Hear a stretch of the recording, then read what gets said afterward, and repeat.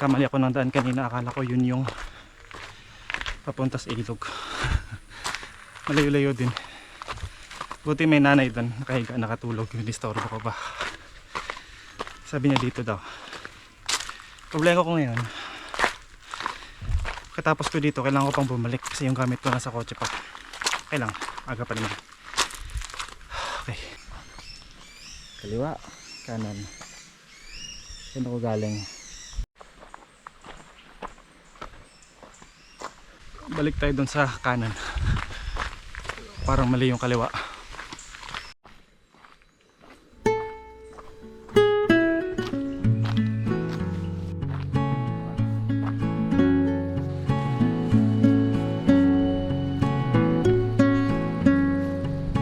Oh, the wind, it knows your name, carries whispers just the same. In the quiet I remain, chasing echoes, chasing rain.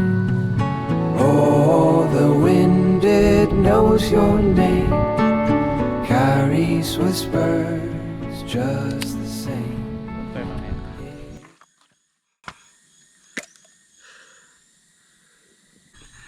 Yung tinapay. Lumubo.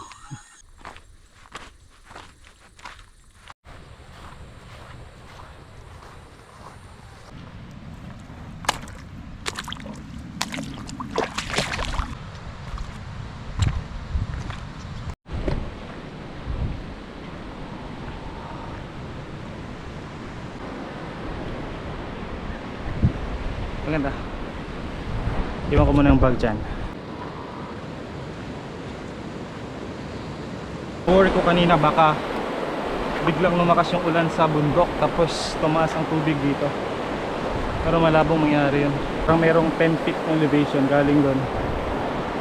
Punta dyan. So siguro kailangan bumagyo ng malakas bago yun makakasa lahat.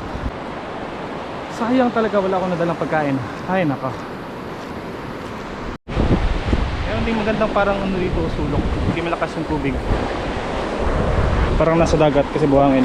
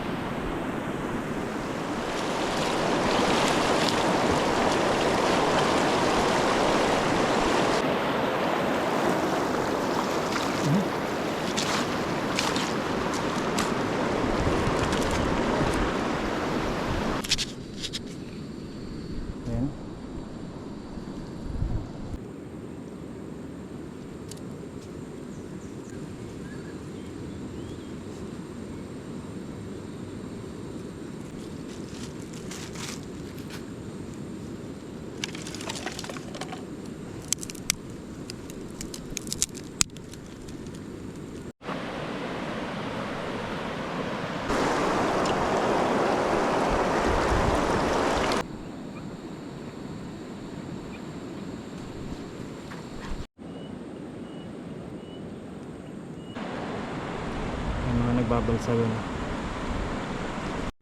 masyadong basa yung kahoy, nagmo-moist yung gilid ng kettle.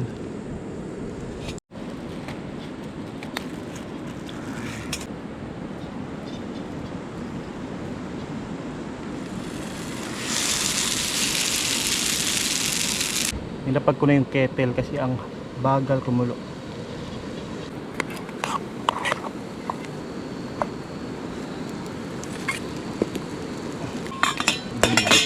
Yan. Hindi talaga kumukulo yung tubig. Ito na lang.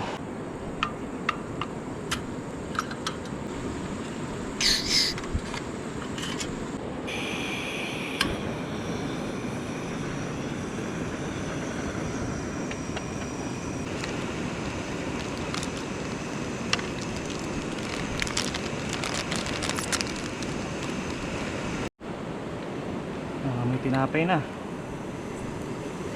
Lipan naman natin para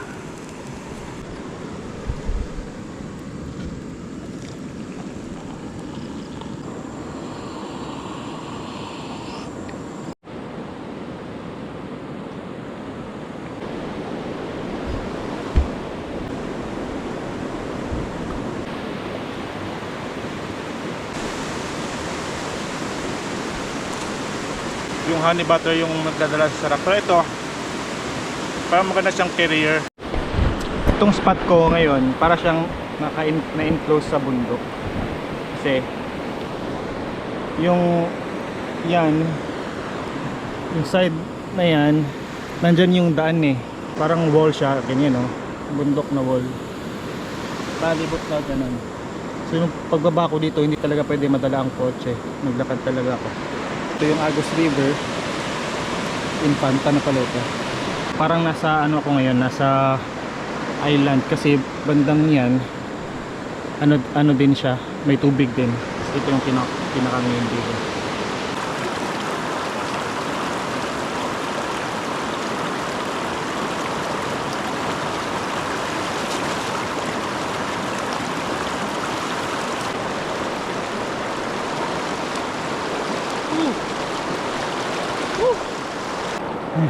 Saya dito. Sa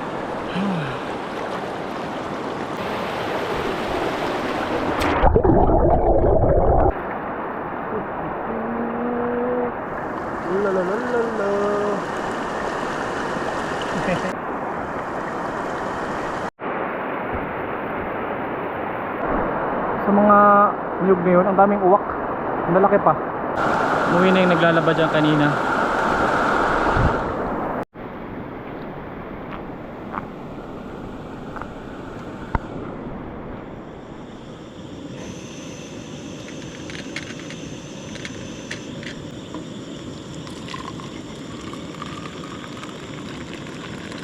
(6:43) ang dilim na,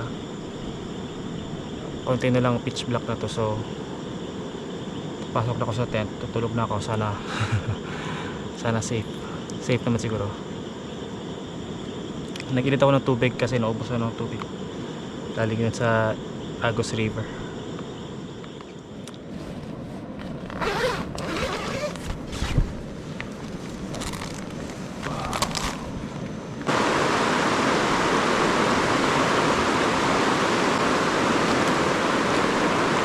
Kagabi nung patulog na ako, may mga lalaki dito, dalawang lalaki na nangunguriente daw sila.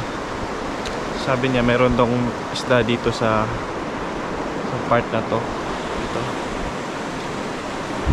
Siguro next time pagbabalik kami, dala akong fishing rod.